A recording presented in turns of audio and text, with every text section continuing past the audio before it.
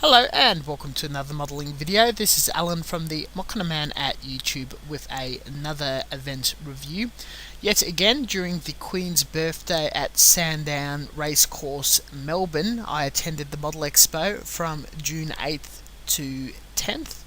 More or less same old, though as always a very fun event.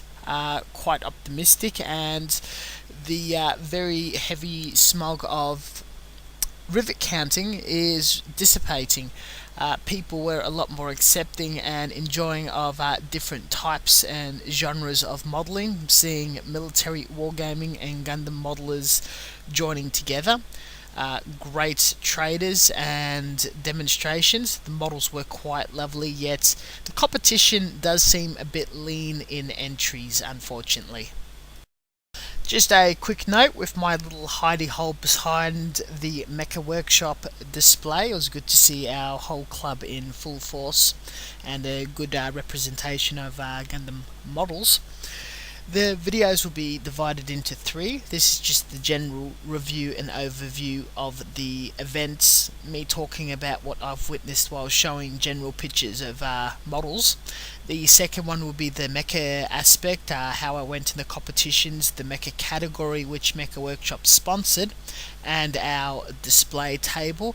The third video is very special and an interview of one of the companies offering 3D printing services and printers for scale modeling purposes. Stay tuned for all three videos.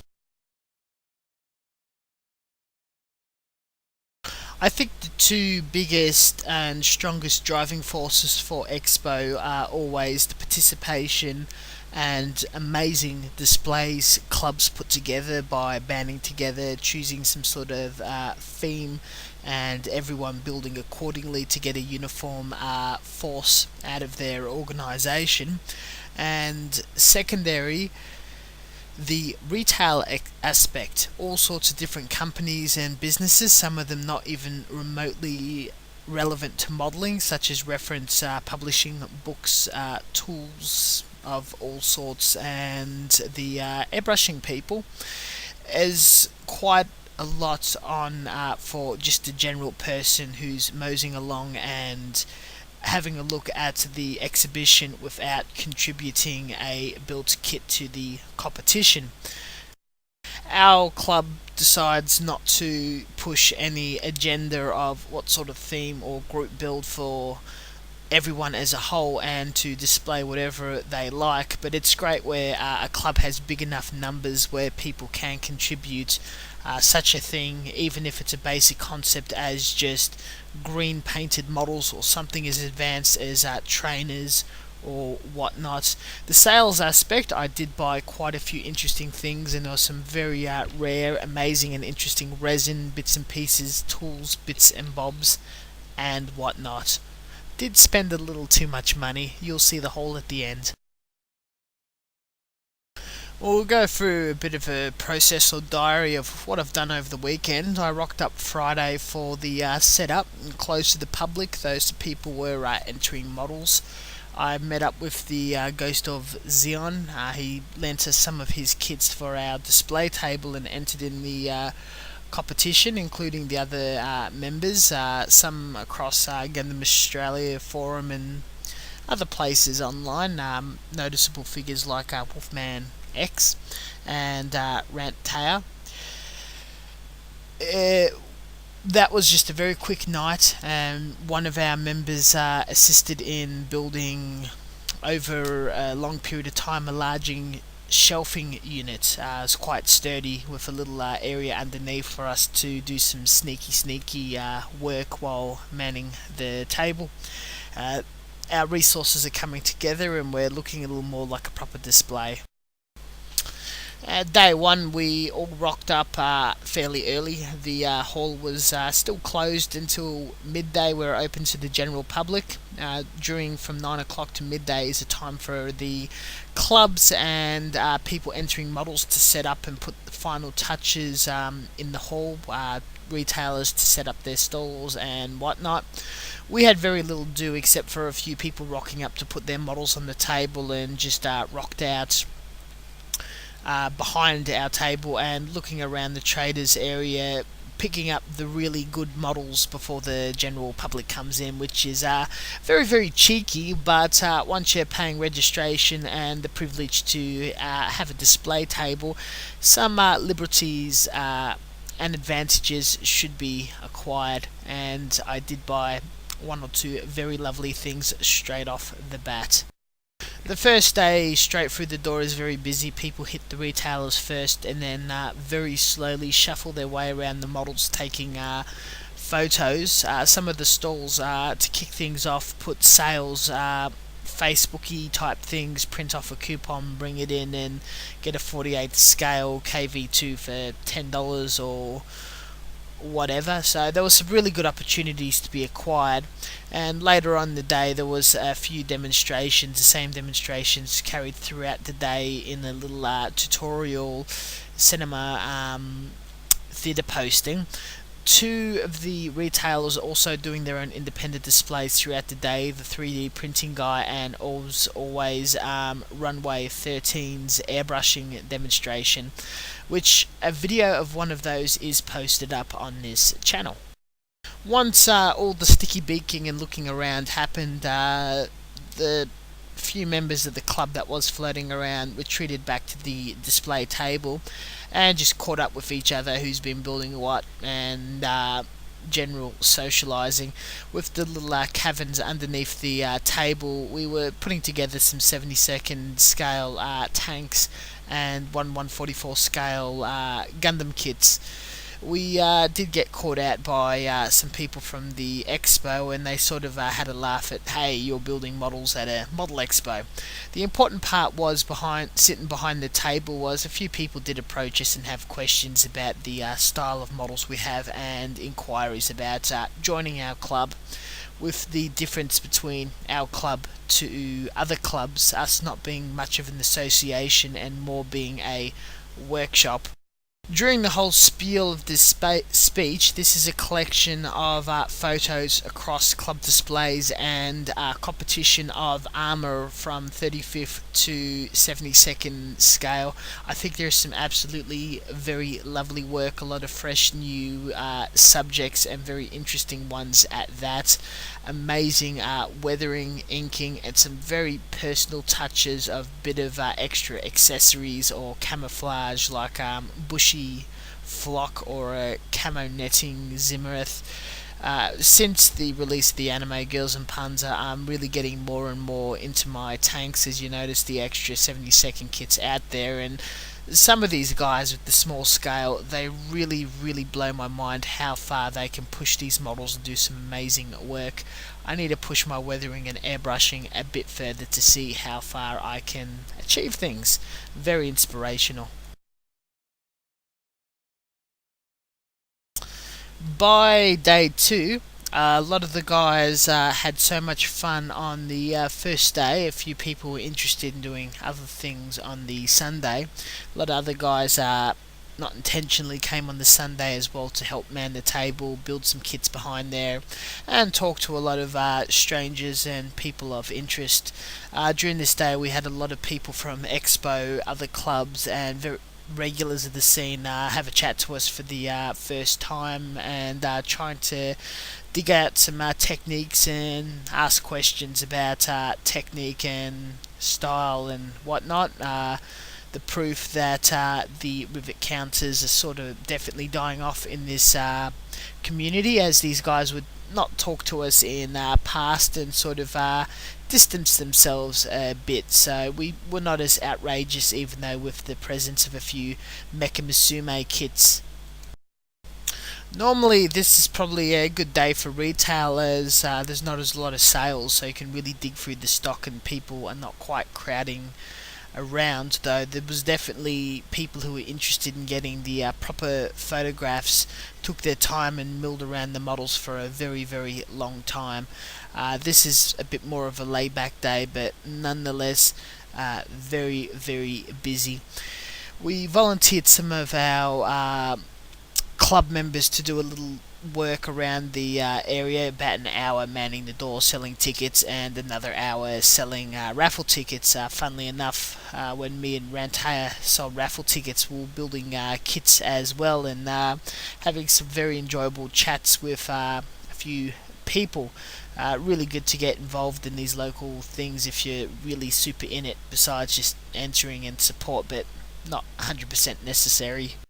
All in all, this is the most social day of the expo. I spent a ton of time just going from person to person, having very long chats and catching up with individuals far outside and removed from the club, a lot closer to the Runway 13 guys, talking about Japan trips, and of course other people from clubs who do definitely have an interest of anime or Gundam stuff, but they don't really carry it out in their clubs, looking out for some sort of image in their already established style of modelling. Near the afternoon, after selling a heap of raffle tickets during my hour shift, I took a good 2 hours going around the hall taking all of these photos. There was well over 1,000 models in attendance. I did not hear or catch out what was the total amount of kits on display, but as a lot like other years, it's around a very similar number, probably slightly down, though definitely quality was among them. I probably took photos of almost half of all the kits presents on the day, unfortunately stretching out to a very lengthy photo. For people who are not interested watching it this far, I'll upload a lot of the stuff into a photo bucket account and people can flick through without this me talking through the whole experience. At this stage of the video, we have displayed a heap of aircraft, and I may have said this during every single review video I do of a normal military model show. The airbrushing, masking, painting, decaling schemes of these aircrafts of this standard always blow me away. They normally have to be very neat, but lighter weathering, since unlike armour and ground vehicles, how they are used and the material is completely different, thus the outcome of the finish and weathering and period of the aircraft is completely different.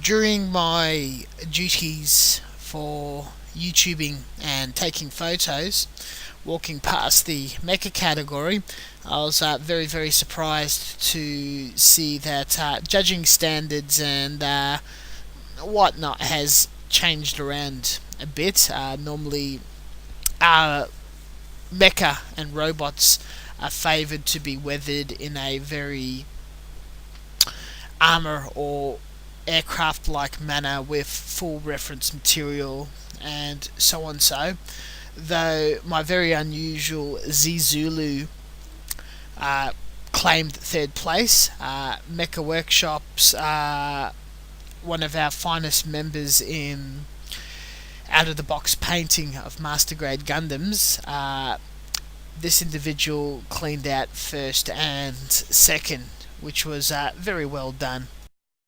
Before the night was done and everyone was thrown out of the hall, with the place closing down extremely soon, clubs and retailers just packing up and being shunted, I approached the 3D printing guy. He's very decent and had a lot of information to offer.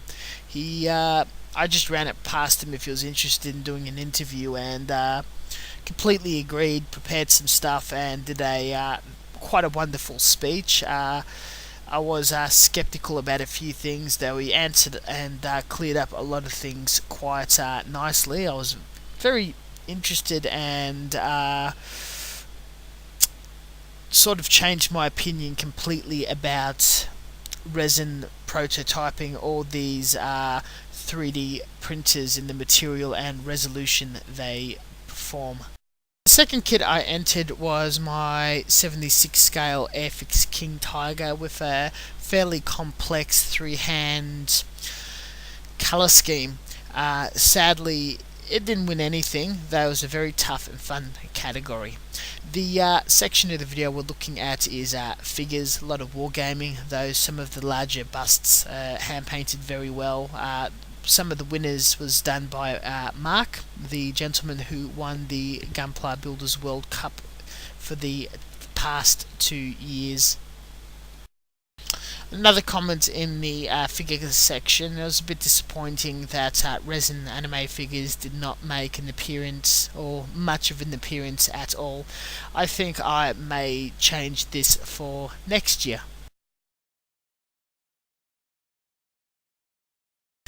After catching up with Mark, we had a bit of a chat. I was checking up on how he went in Japan at the World Gunpla Builders Championship, and after during my Japanese holidays seeing his model and other models in person, I got some very interesting intelligence and information about some of the customs and what exactly happens during that event that's not exactly communicated to the rest of the world. This information will be shared once I, of course, experience it for myself. On the final day, I've been couch surfing for the whole weekend with friends, drinking, whatnot. Getting a bit tired, though this is the morning where you wake up nice and early and attend the swap and sell. We waited in line. The line was a lot longer than ever. More people inside selling kits. Great prices, great subjects, and some really sweet, awesome, cheap finds. One guy selling a perfect, pristine compressor for $30. Great deals to have, and of course, banter your bloody asses off. Some people are flexible, some people are not. Some people will just discount you if you buy multiple items, which I bought a little too much 70-second scale stuff, though.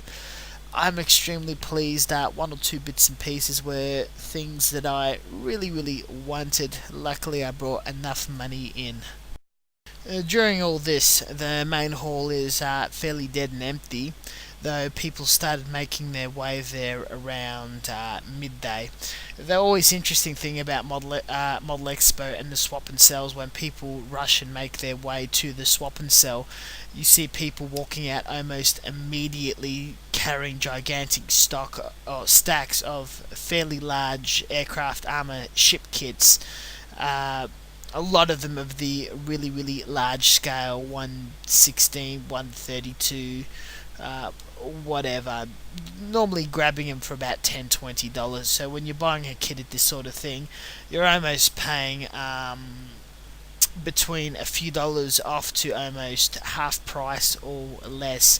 Though the most coolest thing to look out for in these situations is those out of print, out of production models.